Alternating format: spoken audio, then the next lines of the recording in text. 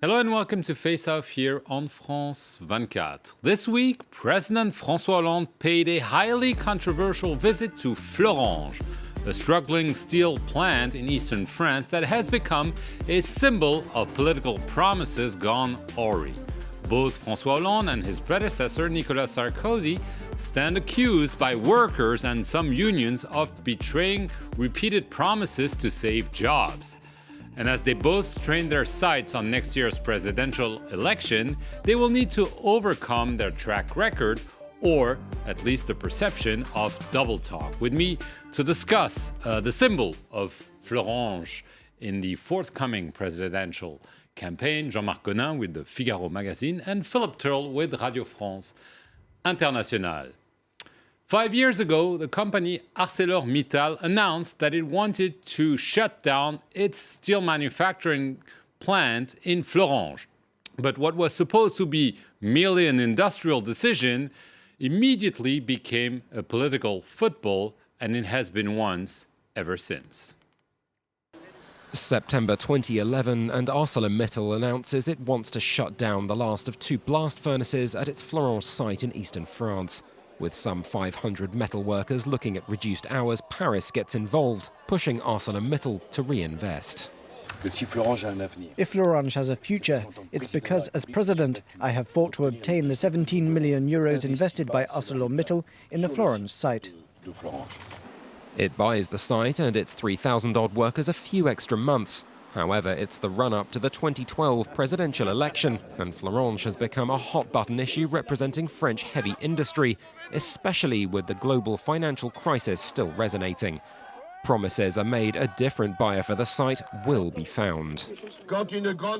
When a large firm no longer wants one of its production units, but won't let it go, then we will have to force it to do so. There is, though, no buyer forthcoming, and the furnaces shut down all the same, despite a new law obliging firms looking to leave a site to find a buyer if it's still viable.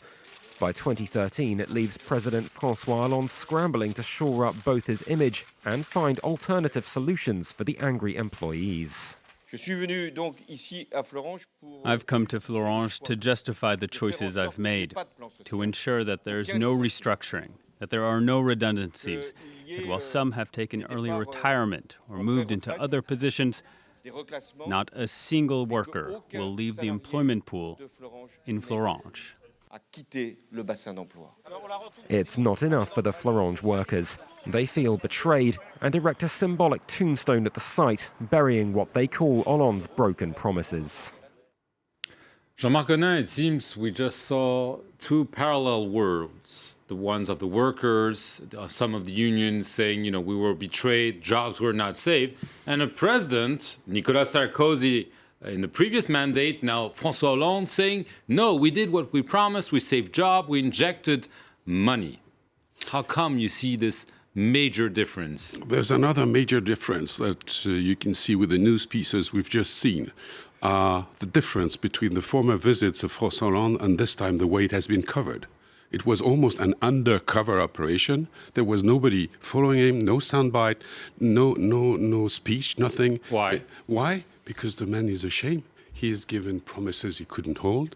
He has said he will force the company into investing billions to rescue that steel mill. It didn't happen. So he has nothing. He has delivered absolutely nothing, and Sarkozy did the same. But the problem is Sarkozy is out of office, and Hollande has been for 4 years in office now, and nothing has happened on this very site. So my point is just that if you promise the moon to workers, in a steel branch, where you have an world overproduction that is huge. I mean, Chinese steel is so cheap. There's no chance to produce steel on French territory today. And if you promise that you're going to rescue this, you're going to lie to the people you're addressing. And that's why 2 main trade unions were absent at yesterday's meeting, because they were simply lied to. Right. François Hollande says, no, I didn't lie. I saved the jobs. There were 630 jobs. He found them other jobs, or some went into a retirement. So he said, my record is clean in this sense. Well, as Woody Allen once said, when you are in politics, you better be nice to people you meet on the way up the ladder, because you'll meet the same people when you're coming down the ladder later on. And this is what's happening to François Hollande at the moment. Because on the way up the ladder, when he wanted to become president in 2012, it was easy up to the go van, actually, as we just saw. up the van, up the ladder, up the van, as he was doing it in 2012. It was easy to say, when I become president, I will save this factory, I will save the jobs, I will make sure that you carry on as before. But I think he probably knew it wasn't possible. But it was an election promise, and any promise you can make in an election to win support to win that election, I think sometimes is made, and obviously shouldn't be made. So here we are 5 years later. Okay, what's the situation? We have the jobs that have been saved, but they're not doing the same jobs as they were 5 years ago. So many people who work for ArcelorMittal are highly disappointed. The steel mill has been dismantled, which was not originally planned to happen. There was supposed to be a delay which hasn't been respected. And so obviously the workers who were there are furious about that, saying that the government didn't respect its pledge in 2012. François Hollande, as the potential future president of France, didn't respect his pledge. François Hollande says, well, I've saved the jobs, I've done what I said I was going to do, so it's quits. But the underlying fact is that French industry is in a period of crisis, and it's very easy to go and see these workers who are suffering, who don't know where their future lies, who have families to support, who have houses to pay for. They don't want to see their jobs disappear, and to say, well, keep the job for you, you'll get the job, you won't have a problem if we're elected, and afterwards it's a big disappointment because they can't come up with the goods. It's just not possible. Right. I mean, this all happens while the presidential campaign has effectively started. There's a primary on the right. We talked about it last week. There's supposed to be one on the left. And François Hollande hasn't declared whether he wants to run or not. He said he would do so in December. But he is a very weakened president. This was supposed to be part of maybe a program to project himself as a candidate, but the general context is really not a good one for him right now. No, Mark, as you know, it's very difficult to run when you shoot yourself into the foot. And prior to this visit to Florange, which again has been treated as in the East German television years ago, that is, you really don't understand what the president was up to there. But it was to send a message to the left. Well, but the message was but the message was hard to get when the president doesn't even speak in a microphone. But on the top of it, prior to this visit, there was a book coming out with quotes of the president that have never been checked to journalists who have been meeting dozens of times with the president. 60 times. Over 60 times with the president, making confidences on everything from soccer to Vladimir Putin, and you name it, he's done it. And this has not even been checked by the Élysée Palace, not the least by the president himself. And this is a bombshell that has exploded inside the Socialist Party.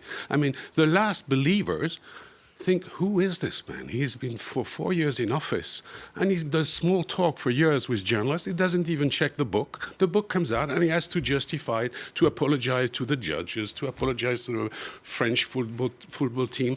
This is incredible. This is an amateurism in politics that has never been seen in this country. So he's in the worst position to start running for a second race to the Élysée Palace. Right. But if you look at the book, if you read the book, as I've been doing this week, you have to actually want to get into those 660 pages and read it. You will find that François Hollande is optimistic about his chances of becoming president, like he had his own magic star shining on him that didn't even want him to become president in 2012, that brought him in.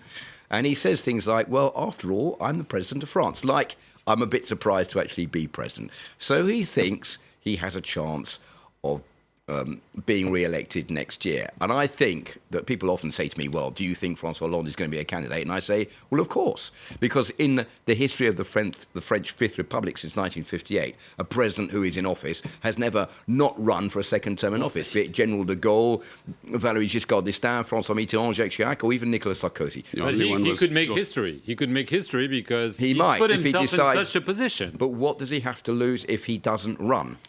What does he have he to could do? Does he lose the lose? primary on the left. Well, I he mean, could lose. He could lose the primary, could lose the presidential election, and he could like Sarkozy disappear lost it from the in political scene in French history. Yes. In a humiliating state that never a political figure in this country has ever experienced. But I think the way François Hollande is reasoning in his head, he is saying, I'm the natural candidate on the left. I'm the only one in that strong position of being president of France in office where I should run again. Therefore, I can snuff out all the opposition to my candidacy within the left. I think that's the way he's reasoning. Whether or not that's true, I don't know. He has made his situation. That what you were saying was maybe true last week. But now, with that book and the reaction in his own camp... Depends if he comes out and says... Well, his entourage is pretty despair. His entourage is despair. That the Élysée Palace, they think he's out of his mind. In the Socialist Party, he has no support anymore. Well, I mean, if he comes back from that, Bill Clinton is said to be a comeback kid. He will be the comeback star. Okay, on those words, we'll see if we'll get an opportunity to call François Hollande the comeback star. Right now, the odds are not looking very good. We'll see you next week.